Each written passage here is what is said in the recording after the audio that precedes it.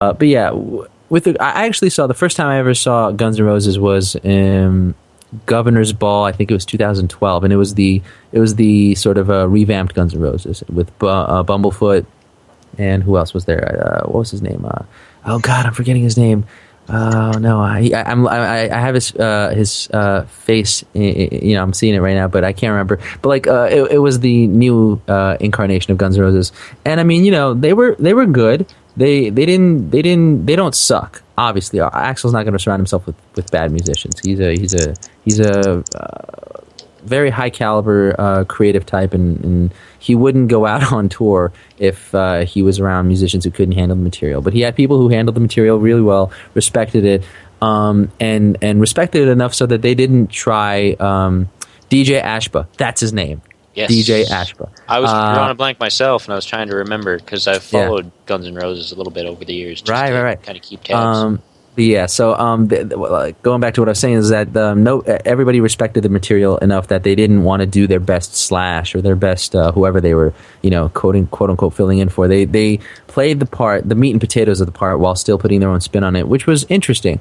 But yeah, man, I mean, it was like my first time seeing Guns N' Roses and hearing Axl's voice live, and he killed it, man. And I mean, like, now you have Slash and Axl and Duff playing together, and it's not the full band. And like, I was thinking about, I really wanted to see them. I really, really, really did want to see them, but it kind of felt weird without Izzy. I really think that Izzy is a very key, an integral part of the band, just like Malcolm is for AC/DC.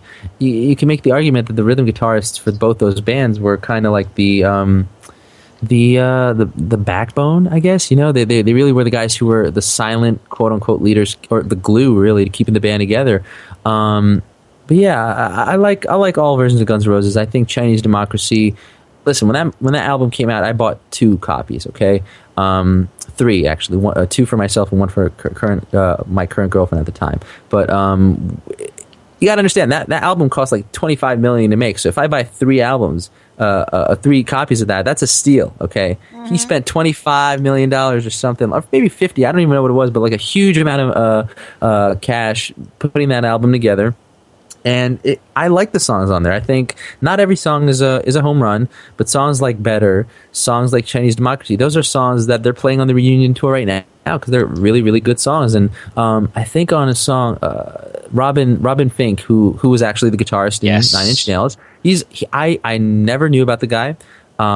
His solo on This I Love his solo on a lot of the tracks are really, really beautiful. Mm-hmm. Very, very vocal playing. Another very underrated musician. Absolutely. I mean, like, this guy, he's got a very interesting look. He's a cool guy, that's for damn sure. But his phrasing is so beautiful. I mean, This I Love is one of the best solos on the Guns N' Roses catalog. And that's saying something because you have one of my favorites, Buckethead, involved in that on that project, and you also have the solos and the guitar work of a legend like Slash competing from the previous catalog, and Slash is arguably probably the reason why I picked up the guitar. So I mean, yeah, I like all versions of Guns N' Roses. Cool. Yeah. Any other questions? Any other questions, ladies, in the chat room? Lay it on me, ladies. Don't be shy. I think they're talking about something else, so we'll leave them be. That happens too in the chat room. People get into their own stuff, and then they're gone. Yeah, I hear you. I mean, like with just like Prince, though. I mean, I could go on about Guns N' Roses for days. I mean, there was a point in my life where, actually around the same time that everything I've been telling you guys about, around high school, when I was getting into music, getting into guitar, and discovering all that whole entire world, I was really, really, really crazy about Guns N' Roses. And there was a point in my life where there was this website that was like a Guns N' Roses fan site, but I forgot what it was called. It was probably called like mygnr.com or something like that. And they had this part of their website that was like a calendar. Well, it wasn't so much like a calendar, but it was just a list of all events that have happened in the Guns N' Roses world.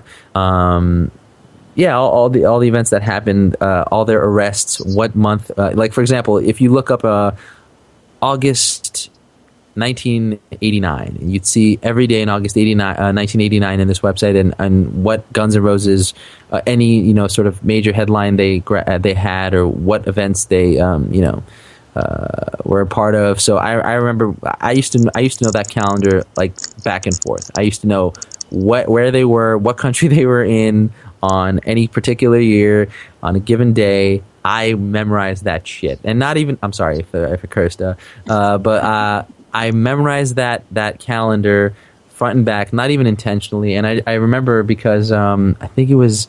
I looked up my birthday, and it was like October, and in my birthday, I looked up what Guns N' Roses did, and it wasn't the exact day, it was like 3 days before, but Axl Rose got arrested on October 20th, 1990, for throwing a champagne bottle at his neighbor.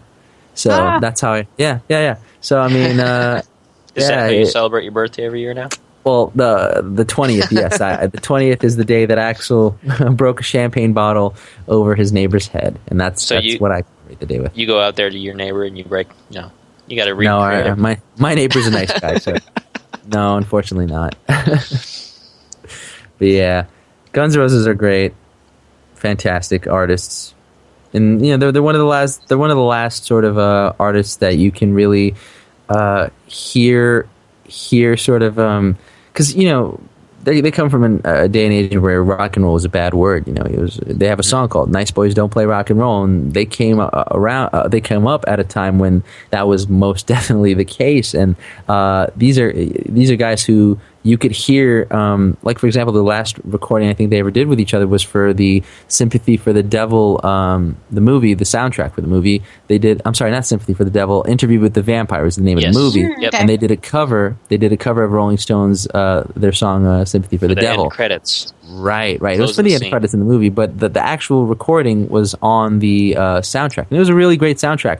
But in that recording, you could tell like that this is the sound of a band kind of falling apart at the seams, and like they were not they were at each other's throats. Excuse me, because if I recall correctly, Axl at that point already got the other band members to sign over the rights to the band name to him, and he had a childhood friend who played guitar come into the studio to redo like some of Slash's parts, which rightfully pissed off Slash, and that was the last recording they did because the friction boiled over to got to a point where it was the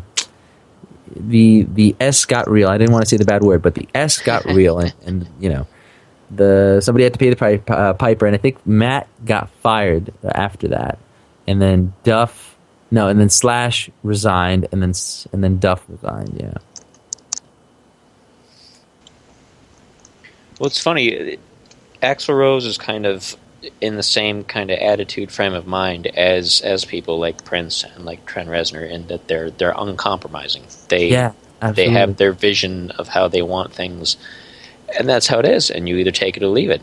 And as you were talking about Chinese Democracy, it took so long for that album to come out. He went through so many studio musicians. To get what he wanted from that album, and people almost didn't expect it to come out at some point because it had been for so long in the works. It was the Holy Grail. Dr. Pepper had the campaign where everybody would get Chinese Democracy. Yeah, I remember getting my coupon in the mail. I never mailed that in. I never applied for that. I mean, but yeah. I didn't expect it to pan out, and then I got a coupon in the mail. It was great. I was like, "Wow, free Dr. Pepper." They paid up. I'm not a huge fan, but it's still great. One of the things I could credit Chinese Democracy for personally was it really. I'm not even kidding. It really taught me patience. It really did. Because there'd be like nowadays there's there are movies that you see and they're awesome, and then you find out that they're going to make a sequel, but that sequel is going to be 5 years down the line, or an artist is going to release an album, but it's going to be 2 years later, and it's like, yeah, I could do that. I waited about 10 years for Chinese Democracy, so we're cool. I've been through the gamut, and this is baby talk. Absolutely. Okay, let's try to take a break. Hopefully we don't freeze in the process. And we get back, Marjorie has a question for you in the chat room. So we right back. I can't speak anymore, so enjoy the commercial. Magical Things offers fantasy art for festival and everyday living, featuring the fine arts and craft creations of Marjorie Delaney on practical printed products such as journals, mugs, costuming, wearable art, formal wear, and accessories. We also carry a line of magical supplies, including candles, oils, herbs, and limited ritual items. All items are created in a scenic studio space in Culpeper, Virginia, and available throughout the world online, as well as at festivals and events. Magical Things offers custom creations too, such as costuming, illustrations, and more. Come visit us at magicalfantasy.com. Well, that was some boring music. Spike? Come on, where's the Justin Bieber? Where's the Katy Perry? Where's the Fall Out Boy? Noddle, you have witch powers. Turn him into a chipmunk and feed him to the owl outside. I will do no such thing. We're here to talk about our website. HomeCanineNeutering.com? What? No! InvaderPet.com, where people can check out our comic strips or locate bookstores selling bookmarks with our comics on them. So, listeners, want to see comics of me, Noddle the Witch, my pets Kaylee Cat and Spike Beagle? Go to InvaderPet.com and check us out. Seriously, though, you guys really have a canine neutering website? Hey everyone! Want to know how you can help Let's Talk About the Music stay on the air and earn some VIP privileges at the same time? Go to patreon.com/LTATMradio to find out how you can get involved. That's patreon.com. Let's talk about the music.